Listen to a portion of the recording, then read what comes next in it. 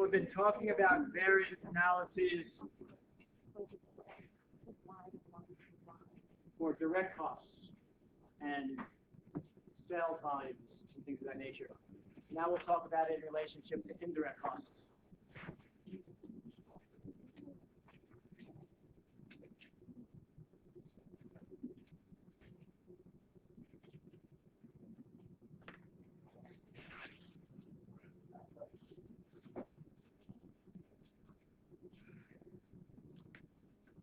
As we said before, there are two purposes for variance analyses. One, which is product costing, which is an accounting purpose, and the other is for control, which is a management purpose. Overhead is really, taking fixed overhead is really a product costing purpose. We'll talk about the variances again. We'll talk about service organizations, managing variances, and managing standard costs in service organizations. And then we'll just have a very brief discussion of when should you dig in and when should you dig in on variance analysis, investigate costs.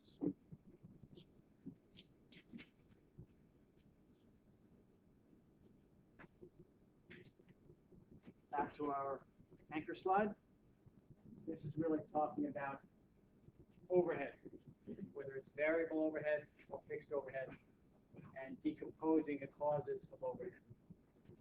It's a little bit different. That's why we have a whole separate chapter for it in this test. So what really are the components of variable and fixed overhead?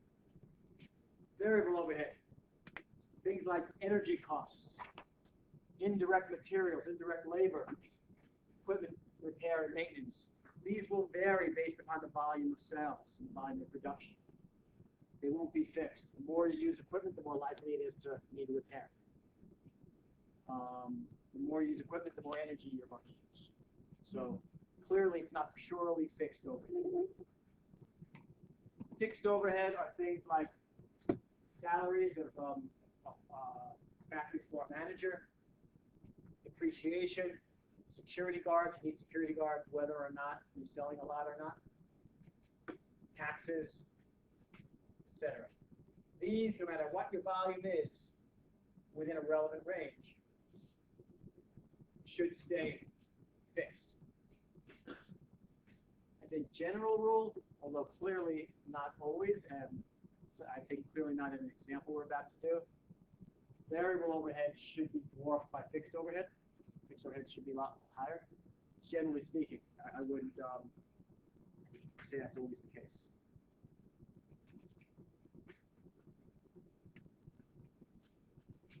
So again, there are two purposes. The first is the control purpose.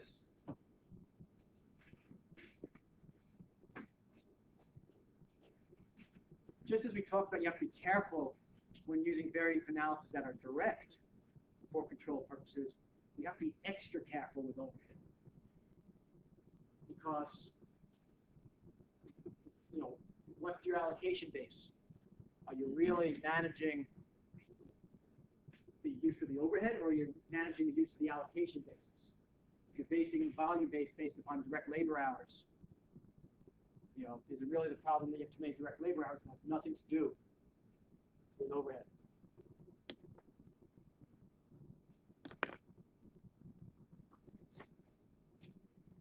There should be a clear cause and effect between the driver and the allocation. So whereas you always want to do it with care, the key word here is extreme care. When you're trying to make operational decisions off of this variance analysis, use extreme care. Now for product costing, if you're using a standard costing system, this is really why you do it. Because at the end of the day, you need to do something called absorption costing, which says that all your fixed costs need to be included per unit and allocated to each of your products. And so if you're using a standard costing system based upon standards early on, you need to somehow allocate any differences from standard to the individual units. Or, actually, what you don't do is to the individual units, you do it to the broad category of cost of goods sold or inventory. And we'll get to that in the chapter. Use a slightly different term here. We don't use favorable and unfavorable. We use over or under applied. Over or under applied. So you over apply your fixed costs if your standards prove to be higher than your actuals. So you estimated your fixed costs to be higher than your actual, and so you've been allocating that to each of your units more than you should have. You over-applied it, and you need to fix that. If your standards prove to be less than your actual, you under-applied, and you need to apply more of the costs to your cost of sold. So it's we treat it similarly to favorable and unfavorable, but because it's less of a management tool, we call it over or under applied. And you have to do this for proper product costing because it's the law.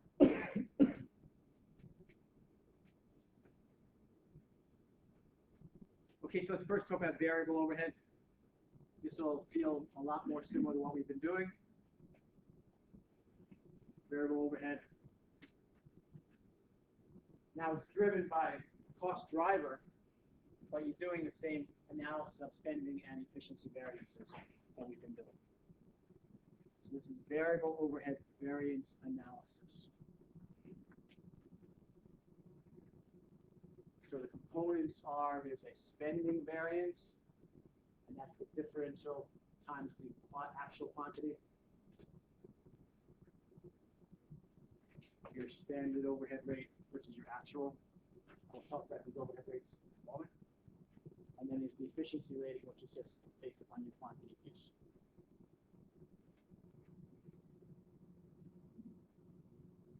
Okay, let's do it with an example. Schmidt Machinery applies variable factory overhead on the basis of direct labor hours. Here's their standard. They apply 5 standard direct labor hours per unit. So at a standard variable overhead rate of $12 per direct labor hours. So what's their standard variable overhead rate per unit sold? $2.4. $2.40. Other direction. 60. It's $12 per hour, and you have 5 hours. Yeah. In October, they worked 35 10 hours to make 780 units,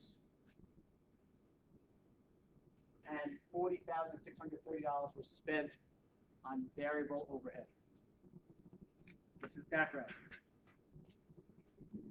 Let's go back to that standard cost sheet that I showed you at the very beginning of the discussion of Chapter 14. And it shows you that your variable factory overhead is 5 hours per unit at a cost of $12 per hour. So your variable overhead is $60 per unit sold.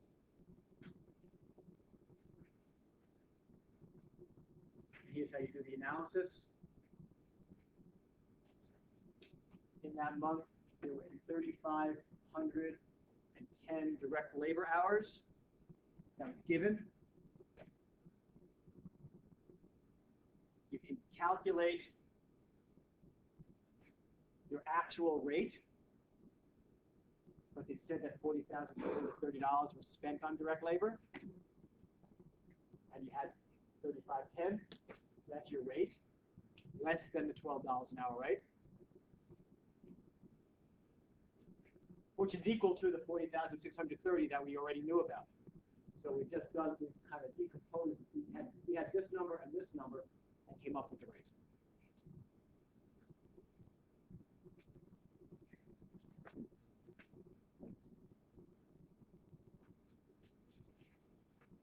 Okay, our standards.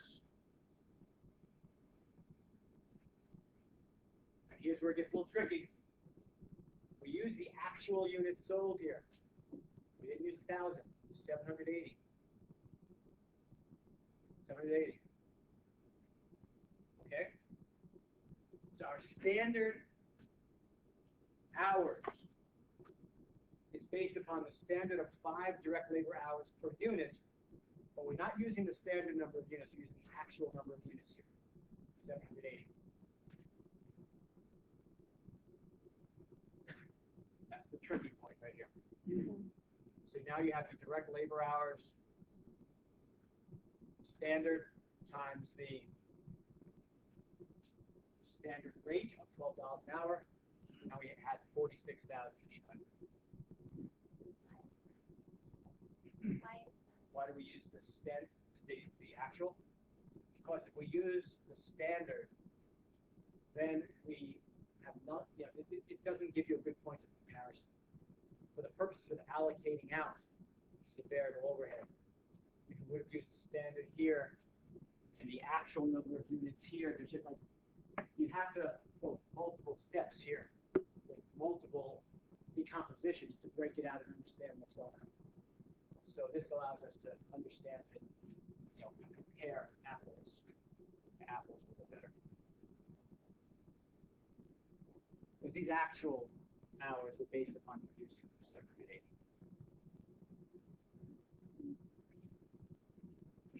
Then you flex it in the middle. You use your actual hours and maintain your standard.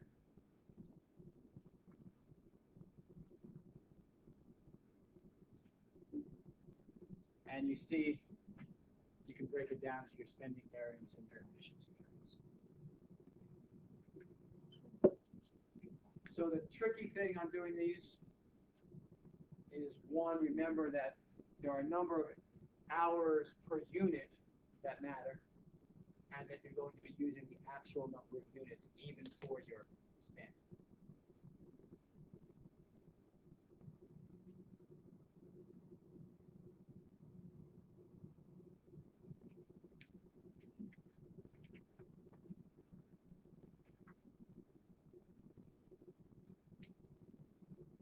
Okay.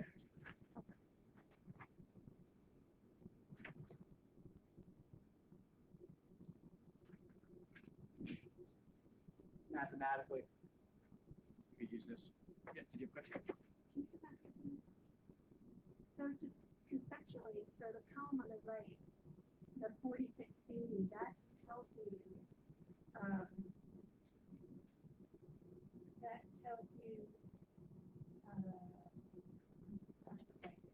well, we don't know how many units they have projected to make, right? Well, it's because it's a continuation of the example from chapter 14. We know it was 1,000. Oh, it was. Okay. It's a continuation of that. So this tells you that even though they only made 220 units fewer, still they made them more efficiently.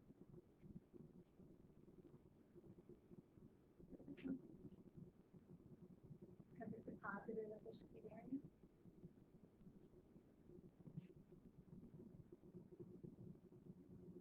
Made them more efficiently and at a lower cost here per unit. But they used direct labor hours, which was slightly below budget. 1157 rather than $12 per unit. See if both of those were favorable.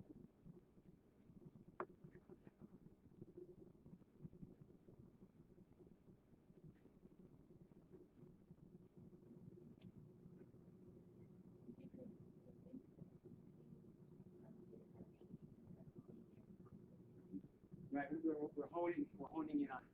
Exactly. I mean, remember, if you use the 1,000 here units, it's just one. You have to go one more variable over to use the 1,000. Because here you're trying to compare how well you did first efficiency in using your direct labor. Assuming direct labor hours is a good judge for overhead, the efficiency of that. And then you want to look at the rate differential if you use the standard units, you'd have to first compare the standard units to this, and then this. So you could do that, and it would tell you that because you sold less, you used less variable overhead related to the fact you sold less.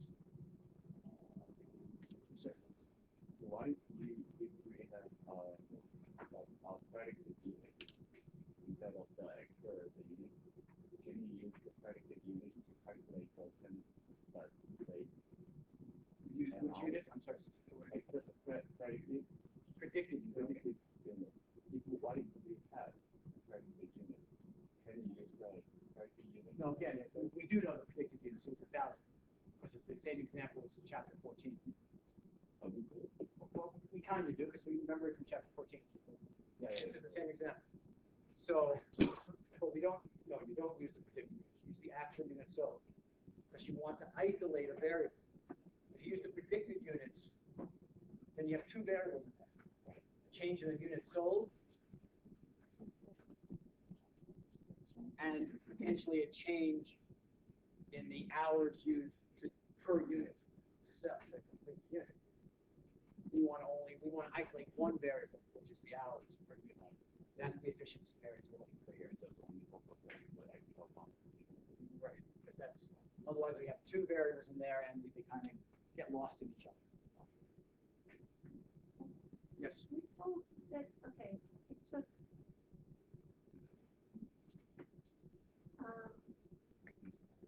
3,710 hours, right?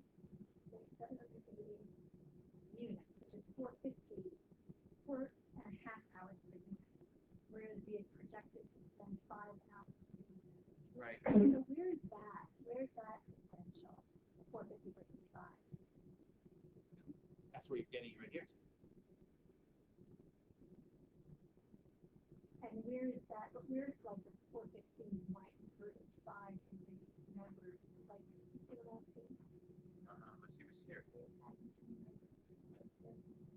Okay, so It's these two numbers right here. So that 390 direct labor hours.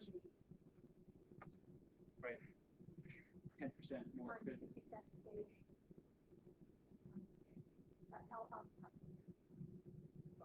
It's the right analysis, but that's where that difference shows up.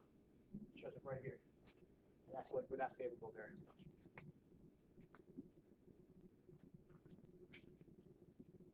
Okay, how do you interpret variable overhead variances? The spending variance. In this case, 1490 favorable.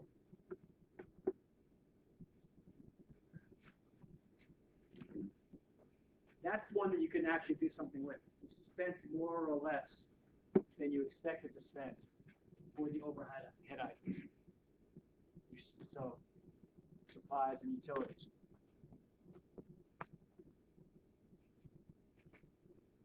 So those items, that spending variance is something you might want to look into if it's material. The efficiency variance, so this other one, the one that's giving us more trouble, there's not much you could do with it. Not much you should try to do with it, because it's about the efficiency in using direct labor hours. As you said, they use 390 fewer direct labor hours to produce the same thing. That's great, but that's not really an analysis of overhead. That's an analysis of how well you use your direct labor hours, and that's where you should focus that analysis. It manifests itself here, because that's what you're using as your cost driver. But there's really not much you can do with that in terms of how are you going to manage your overhead then. So you could use the spending variance, but not use the efficiency variance. Variable.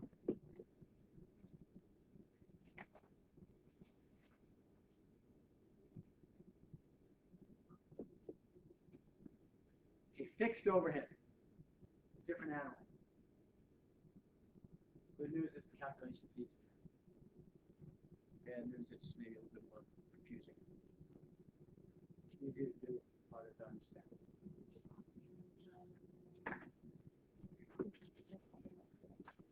actual fixed overhead will be given. I think it was 160,450, whatever it was. Fixed overhead budget was given. New animal here, fixed overhead applied. This is where you under apply or over apply for cost accounting purposes, for accounting purposes. You might be able to use this spending variance in the same way you might be able to use it on the variable overhead side for control purposes, although it's a little bit obscure. This volume variance has only one purpose, and that's for getting your costs out, to make sure if you've over or under applied that you get that application right.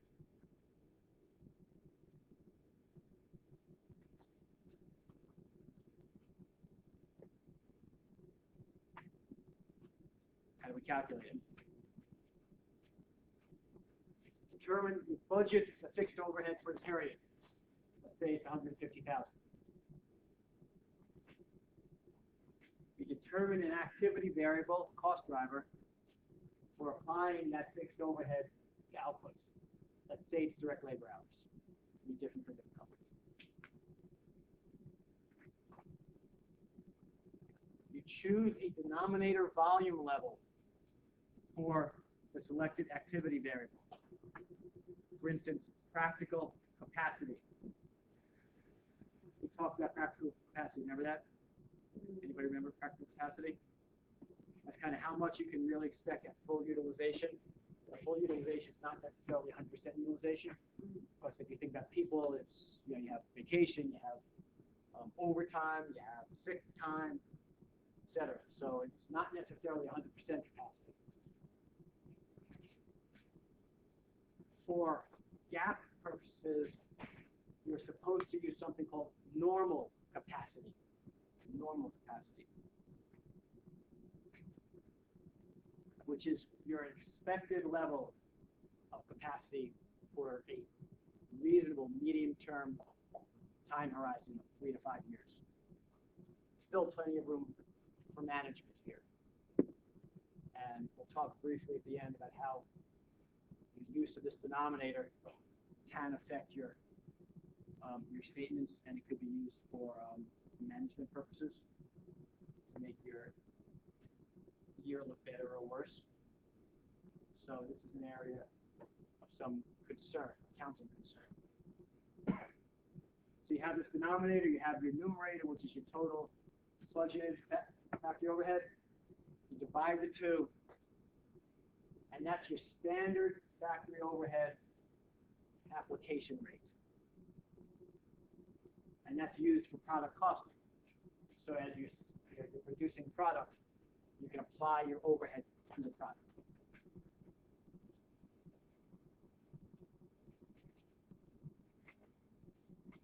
And hopefully you do it well. So at the end of the year, very little overhead variance. But if there's some overhead variance, you have to take care of it at the end of the year. Okay, let's go back to our favorite Schmidt Company example. 120,000 to 150,000. 120,000 is the budget. It's based upon now, beginning of the year, we budgeted, just to confuse us, 1,000 units, remember? Not the 780, but at the beginning of the year, you budgeted 1,000 units, and you said it was going to take 5 direct labor hours per unit, assuming practical capacity. You know that the actual production was 780 units, and we actually also know that fixed overhead was over budget, 130,650. So let's now compute the fixed overhead spending and volume variances. First thing you do is you compute the application rate. You take your budgeted overhead and divide it by 5,000 direct labor hours. That's the beginning of the year now. So at the beginning of the year, we want to figure out how much are we going to apply for every time we sell a product. So you have to use the 1,000 for this. At the beginning of the year, you don't know that you're going to only sell 780. So you're using this 500 or 5,000. You're selling 1,000 units at 5 direct labor hours per unit. And so every time you sell a unit, you have to apply $24 per direct labor hour. And if you assume the 5 direct labor hours, that's $120. So $120 per unit sold is going to be application of your fixed overhead. If you made this a different number, what's going to happen? We said if you at the beginning of the year said it was only 800, what happens to your Goes up. Right? So if you lower your budget, you increase the amount of money you're going to apply per unit. Increase your costs, reduce your profits.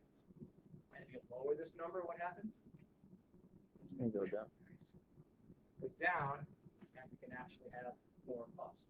So through the year. I'm sorry?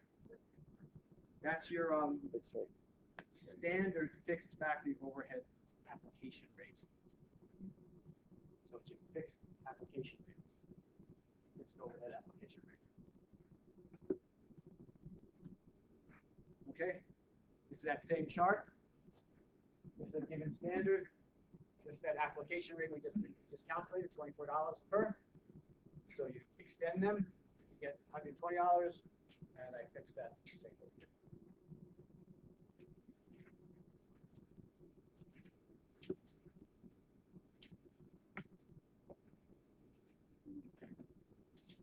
So remember, that was at the beginning of the year.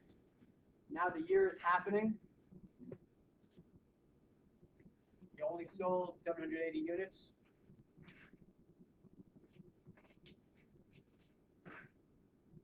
You kept your standard hours per unit, and you kept your standard dollars per hour. Calculation becomes pretty straightforward. These two numbers are generally going to be given to you. Your budget and what you actually spent.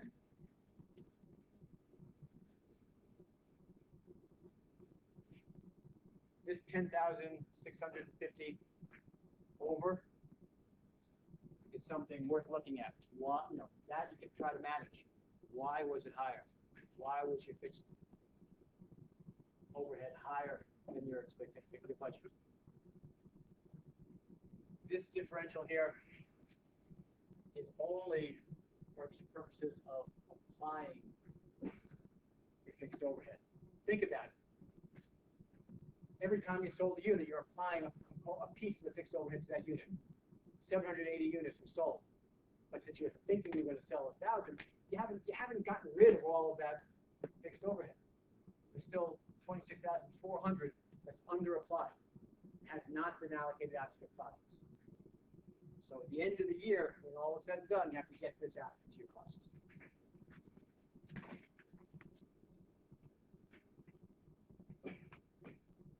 Make sense at all? Explain this again. This part right here. Okay. At the beginning of the year, you budgeted $120,000 for fixed overhead. So you've calculated that every time you sell a unit in the course of the year, $120 is going to be taken from fixed overhead and considered to be part of that unit for accounting purposes. It's part of the cost of that unit. Okay? When you sold less than you said you were going to sell, but you still said you're going to have 120 budgeted. So you have not allocated out all of your budgeted overhead.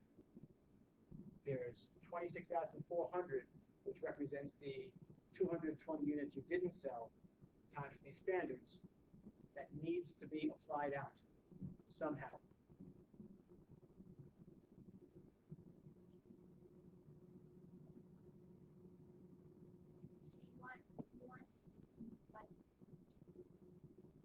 This is not about meeting budget now. This side of the equation has nothing to do with control purposes, meeting budgets, but you ultimately want to apply the entire budget to products. That's right.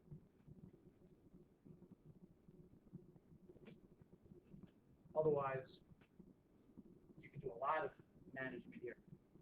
Just really, make huge budgets, under-apply it, and your costs will look much better. So look higher, although from a tax perspective, I mean, that's going to be nice.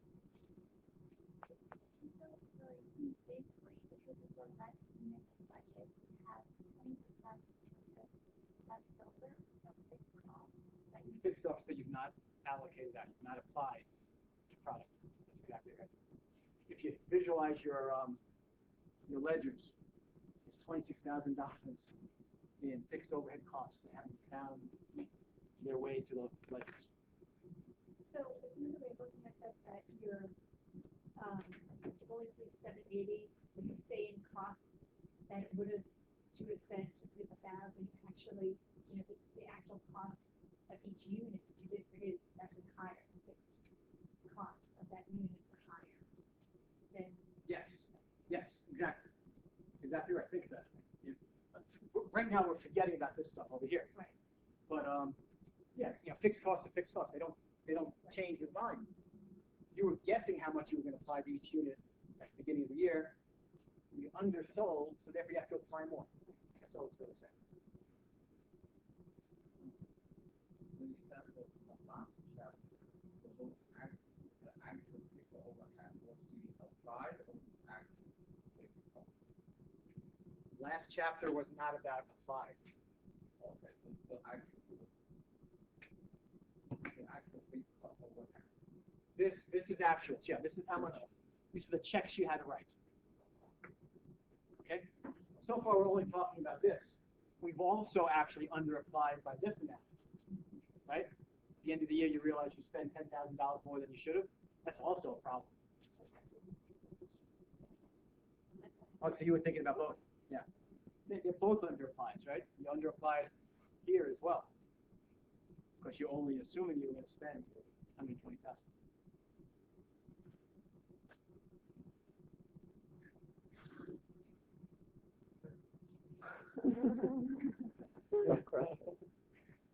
It's easy to calculate, my friend. So your total underapplied is now what you were thinking about, the actual amount you spent versus what you applied. And it's broken down into two components. This is the one you can manage. You spent more than you budgeted. Why? Where'd that $10,000 come from? This you're not using for management purposes. This you're just saying, well, we sold less than we should have. Let's make sure we get that applied to our product. Okay?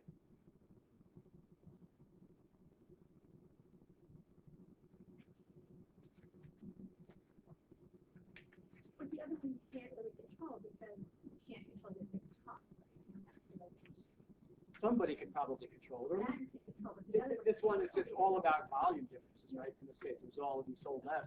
You have to apply more to per product because you sold less.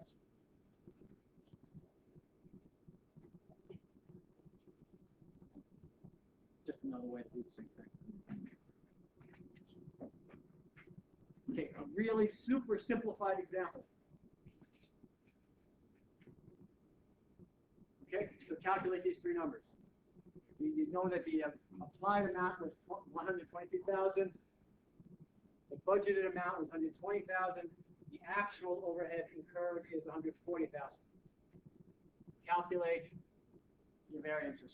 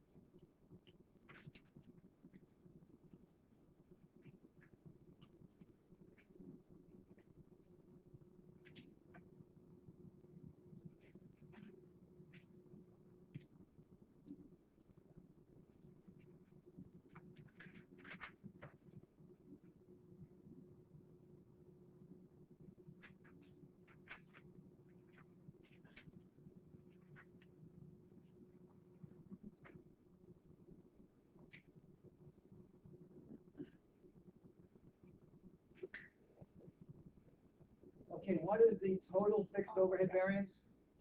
How much? 17,000. And Over or under? Under applied by 17,000.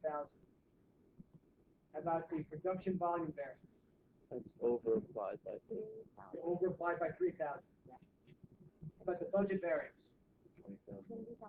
20,000 under. Yeah. What's the budget variance tell us? In words, generally speaking.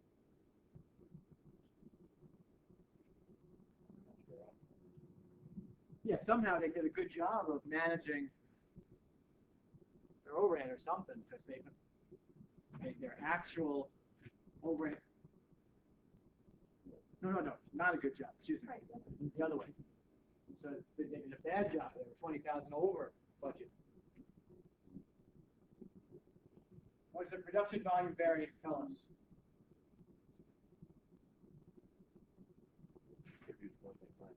Produce.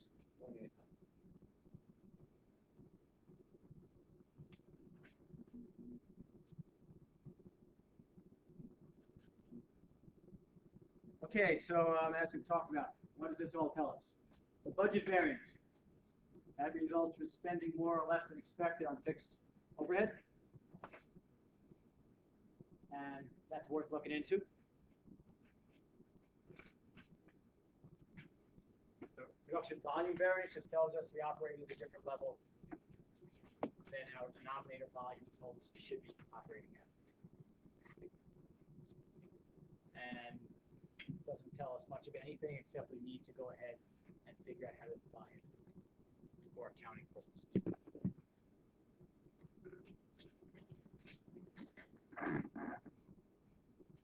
Causes of fixed overhead variance. Maybe it was a bad budget.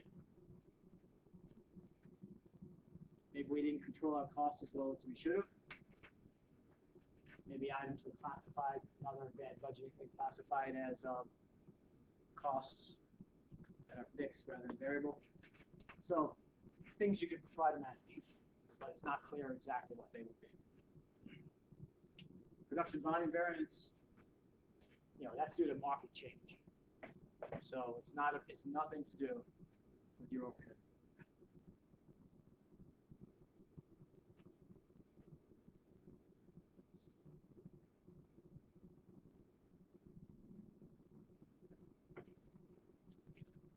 Let's come back to this. This time.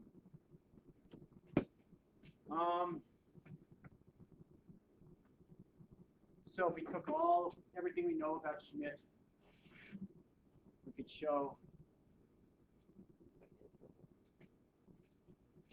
we had a net effect of being $30,000 under, $37,000 under. All the variances come together.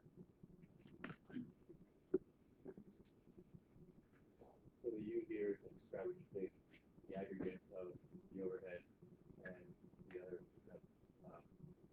that's unfavorable, completely underapplied. That's unfavorable, exactly. Favorable and unfavorable.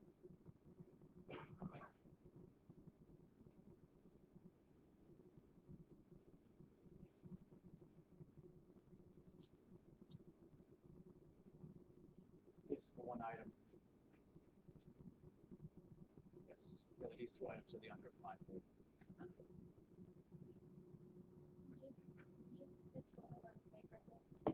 Yeah. Plus and minus.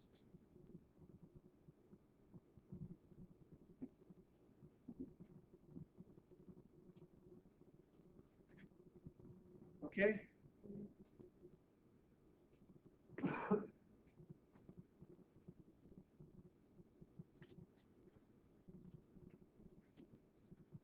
If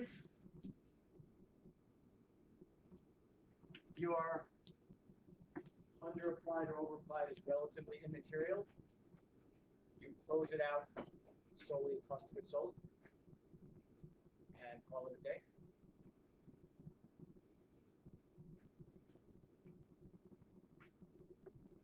And you do it at the end of the year, not at the end of each month. You don't try to juggle it each month.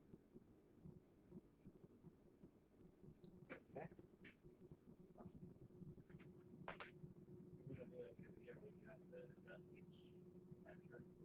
It's not, by each entry you mean, it's not about each, you have to put it to each specific cell for accounting purposes. You have to put it for the total of the product line. Right? And you have to put it, you have to be able to build your tax statement. So it's not about each individual cell you have to put it towards. It just has to be total at the end.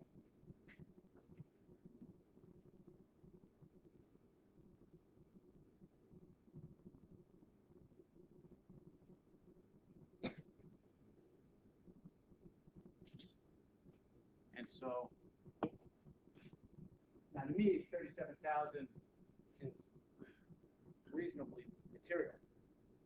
So you can do it this way for this material. What you're showing it here.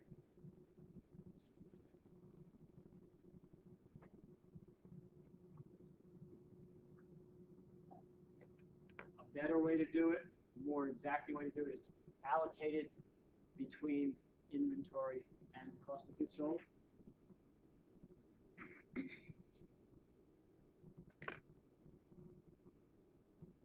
It'll allow you to have more reasonable results. In theory, you should be doing it towards 5 accounts, but it's fine to do it between these 2 accounts. Finished goods inventory and cost of goods sold.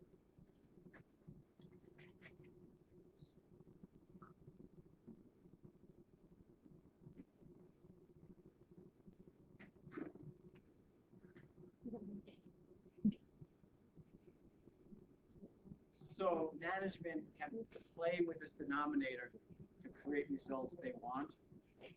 And without getting into too much detail, it's hard to talk about it, it's hard to understand. But if you are in a world of increasing inventory, so your inventory levels are going up, if you lower the denominator value, what happens when you lower the denominator value? The cost of goods. So you apply more during the year. The higher rate. So you increase what you're absorbing through the year, maybe even over-absorb. That will allow you to keep costs in inventory versus having them go to cost of goods sold. And what does that do for you?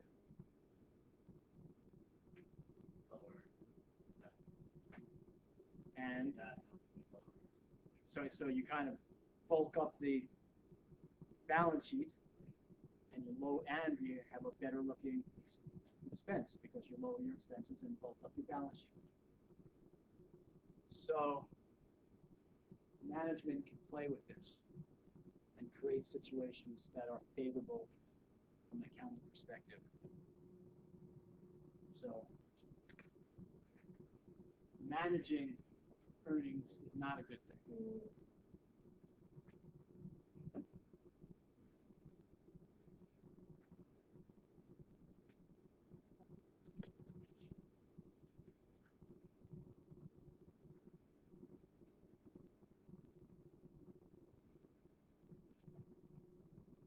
The service industry. What's unique about the service industry? The accounting industry, for instance? Not a lot of direct materials, right? It's direct labor based. And also, you think of direct labor in a professional services firm as somewhat fixed. In that, you're not growing and shrinking the labor force on a short-term basis. You're planning the growth, and then you have monthly salaries off of it. So do from time to time go and shrink the labor force. And then your other significant cost behind labor is brick and mortar. So is the high component in the way they would manage themselves of fixed overhead or fixed costs. So applying that fixed costs is more important. And And then in the airline, shipping, and telecommunications industries, they have big fixed costs, right? They have airplanes and boats and trucks. And in telecom, they have wires all over the world and towers. And so it's a high fixed cost component for that as well. Then let's think about hospitals, another type of service organization. You know, if they should they be using a standard costing system at a hospital? Is there a standard level of care appropriate for a heart attack patient? And would you want to be managed to that level of care? An interesting case recently. There was this soccer player in England, who 23-year-old guy who died on the field. Did you see that? And they took care of him for 90. His heart stopped. He was considered dead for 83 minutes, and brought him back to life. And the question was, he's fine. He's sitting up in bed and all of that. And the question was, would they have done it for any of us? But he had what probably was not a standard level of care. And he hoped that none of us would get a standard level of care.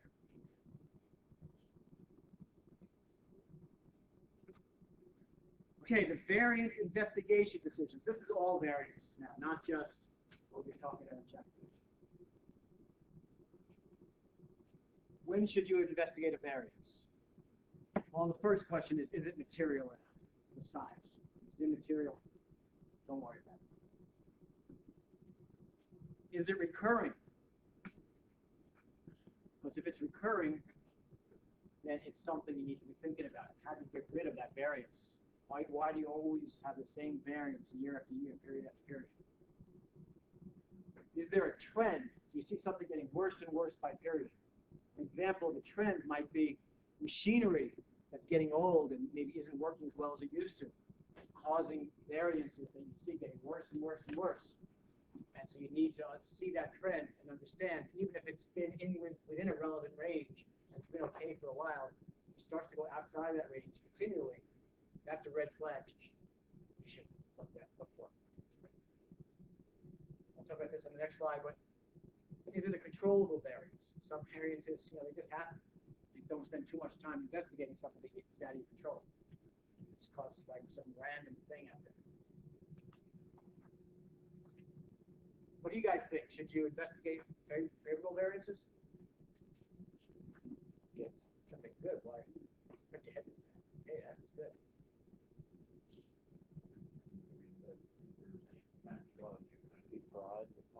Could be fraud. Could be a favorable variance in direct materials that's killing your direct labor because you're using lower quality materials. So even favorable variances need to be understood. And then, as in all things, what's the cost of investigation? Right? You can spend more on investigating than any variance itself. So random errors. Let's say there was a flu epidemic, there was a building fire, caused variances. Okay, don't spend too much time on that. Prediction errors. So you're creating your standards, you're creating your prediction, and you made a mistake on those. You want to understand that process. So you do want to investigate those. You understand the prediction process. Same thing for modeling errors. If your model is wrong, maybe you didn't consider a learning curve.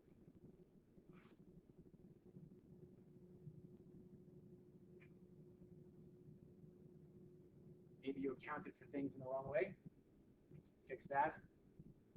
But the real one we're talking about are implementation errors. Something went wrong. You bought too much. You were inefficient in the factory, and you didn't train your personnel right, whatever that case may be. That's the one we're doing. Okay.